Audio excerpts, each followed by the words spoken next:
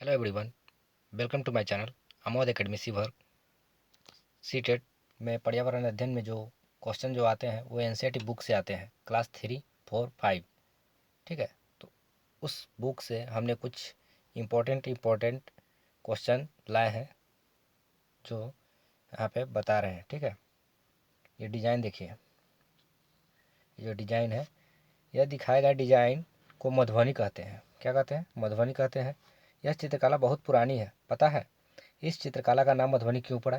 क्यों पड़ा आप लोग बताइए।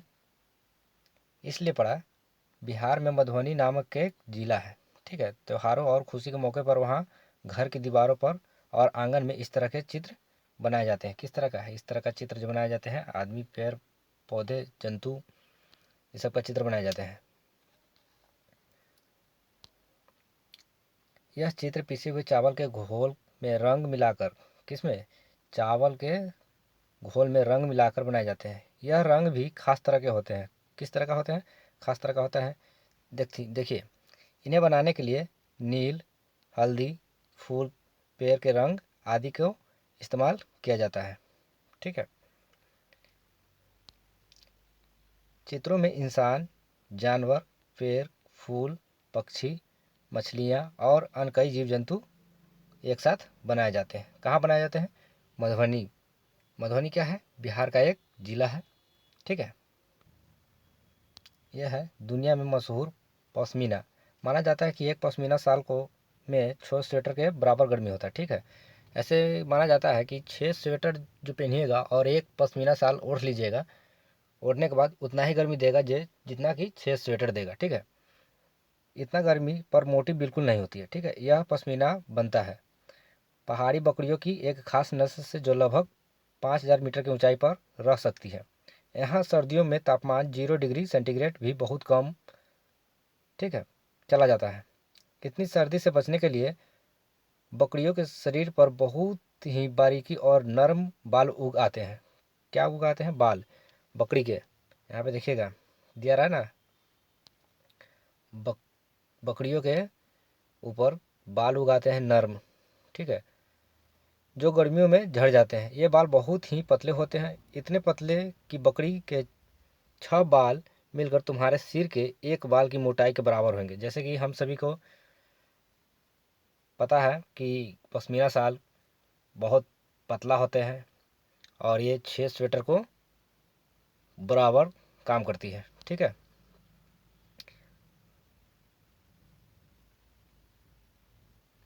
इतने पतले कि बकरी के 6 बाल को मिलाकर तुम्हारे सिर के बाल के मोटाई के बराबर होंगे। इसलिए पश्मीना शाल को मशीनों द्वारा नहीं बुना जा सकता। इनकी बुनाई हाथों से करने के लिए खास बुनकर होते हैं। अगर एक बुनकर 250 घंटे बुनाई करे तब जाकर एक साधारण पश्मीना शाल तैयार होते हैं। कितना घंटे? 250 घंटे। और कितने स्वेटर के बराबर? 6 स्वेटर के बराबर। ये क्वेश्चन बार बार ईवीएस में आते हैं, इसको आप लोग देख लें और नोट्स कर लें। इतनी मेहनत, सोचो अगर डिजाइन वाली शॉल बुननी होती तो कितने देर लगेंगे। ये साधारण शाल है। ठीक है, पश्मीना पश्मीना शाल को बनाने के लिए 250 घंटे की बुनाई चाहिए और ये 6 स्वेटर के बराबर गर्मी देती है। ये क्वेश्चन बार बार ईवीएस में आते हैं। यहाँ पे कुछ बताया गया, ठंडा रेगिस्तान। ठंडा रेगिस्तान आखिरकार मैं और लोनार लेह में पहुंच ही गए। कहाँ पे पहुंच गए? लोनार जो लेह में है। ठीक है, अजब अनूठा था यह इलाका, सूखा, समतल और ठंडा रेगिस्तान। लद्दाख में बहुत ही कम बारिश होती है। कहाँ? लद्दाख में बहुत कम बारिश होती है। यहाँ दूर दूर तक दिखते थे बर्फ से ढके पहाड़ और सूखा ठंडा मैदान। ठीक है, लेह शहर की एक शांत गली में सफ़ेद पत्थर के सुंदर मजबूत घरों को देखा। कहाँ पे देखा? लेह लद्दाख में देखा। थोड़ा आगे बढ़ा तो कुछ बच्चे झूले झूले यानी स्वागत स्वागत चिल्लाते हुए मेरा पीछा करने लगा। देख लीजिए, क्या करने लगा? पीछा करने लगा। झूले झूले, झूले झूले का मतलब होता है स्वागत, वेलकम। वे लोनार को देखते हुए बहुत हैरान थे। सभी मुझे अपने अपने घर ले जाने चाहते थे। वहाँ के बच्चे जो थे और व्यक्ति जो थे उसे घर ले जाने के लिए तैयार थे। कहाँ के? लोनार। ताशी के घर पर ताशी का जोर चला और वह मुझे चीख कर अपने घर ले आया। उसका घर 2 मंजिला था। कितना मंजिल था? 2 मंजिल था। पत्थरों को काटकर एक के ऊपर एक रख कर बना था। उन मिट्टी और चूने से पुताई हुई थी। अंदर से घर छप्पर जैसा लग रहा था। हर तरफ घास फूस पड़ी हुई थी। कहाँ पे? देखिए आगे यहाँ बताया जा रहा है। ताशी मुझे लकड़ी की सीढ़ी से पहले मंजिल पर ले गया। उन्होंने बताया कि यह वह और उसका परिवार ऊपर मंजिल में रहते हैं, नीचे मंजिल का पर जानवर रहते हैं। ये जो है ना, ये लेह लद्दाख का है की जगह थी और जरूरी का सामान जो इकट्ठा करके रखते थे। सर्दी के दिन में अक्सर इनका परिवार भी नीचे मंजिल में पर जानवरों के पास ही रहते थे। नीचे की मंजिल कोई खिड़की भी नहीं होती थी। छत की मजबूत बनाने के लिए पेड़ की मोटे तने का इस्तेमाल किया जाता था। फिर भी तासी मुझे घर की छत पर ले गया।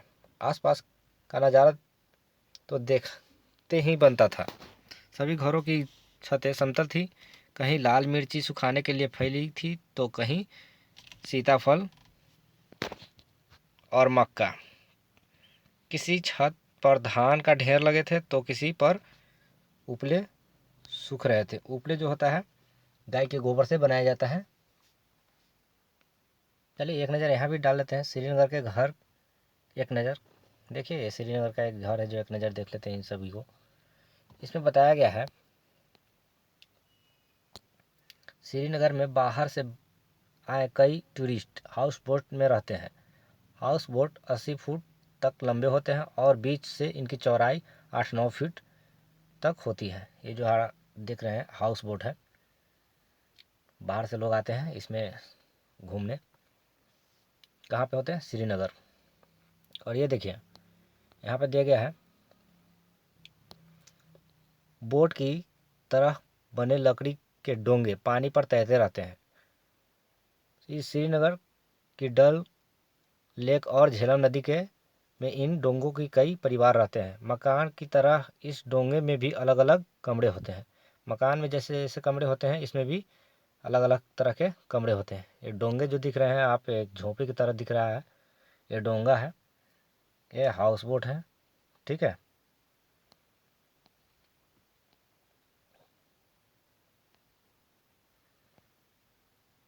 यहाँ पे बताया गया हाउस बोट और कई बड़े घरों के अंदर की छत पर लकड़ी की सुंदर नक्शी होती है। जो ये देख रहे हैं नकुस्सी है, ये सब आप दिख रहे हैं।